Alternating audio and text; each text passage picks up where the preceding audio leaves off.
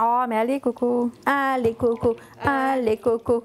Allez. Salut tout le monde, j'espère que vous allez bien. Aujourd'hui, on va préparer des financiers. Alors, c'est un petit gâteau très connu de la pâtisserie française à base de poudre d'amande qu'on appelait à l'origine visitandine. On retrouve d'ailleurs ce mot en Lorraine. On va préparer un beurre noisette. Alors, pourquoi ne pas tout simplement faire un beurre fondu? Parce qu'on veut vraiment apporter beaucoup de saveur à nos financiers. Je mets le beurre dans une casserole. Je vais commencer par faire fondre le beurre. Il sera prêt quand il fera plus du tout de bruit, c'est-à-dire que toute l'eau sera évaporée. Le beurre aura une jolie couleur et une odeur de noisette. Notre beurre fait encore beaucoup de bruit, c'est tout simplement l'eau qui s'évapore. On va attendre de ne plus entendre de bruit.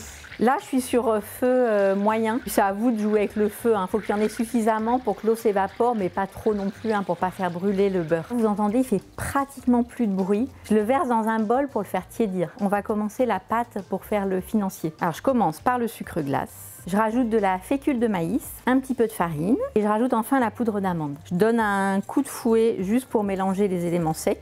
On n'a jamais de levure dans le financier parce que c'est quelque chose d'assez fin et d'assez dense, mais très moelleux. On va rajouter des blancs d'œufs, alors pas du tout montés, c'est vraiment une recette très facile. Je vais juste donner un coup de fourchette pour les liquéfier. Je rajoute les blancs d'œufs. Comme d'habitude, je rajoute un petit peu de sel qui va contrebalancer le sucre de ce petit gâteau. Je mélange simplement au fouet. Je veux juste avoir une pâte lisse. Voilà, mon beurre noisette a tiédi, je vais pouvoir le rajouter dans la pâte. Je peux mettre des cerises. Je mélange. Aujourd'hui, on va faire une version à partager dans un moule. Vous allez voir, c'est très sympa. Je vais verser la pâte dans le moule.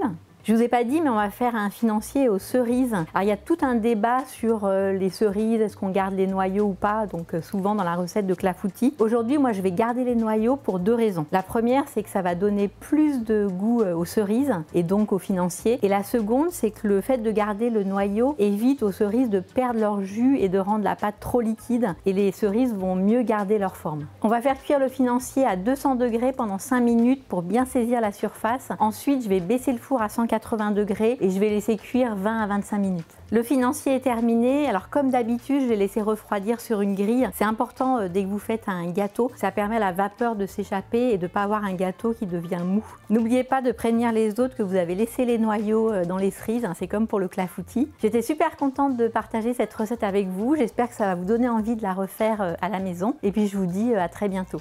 Salut!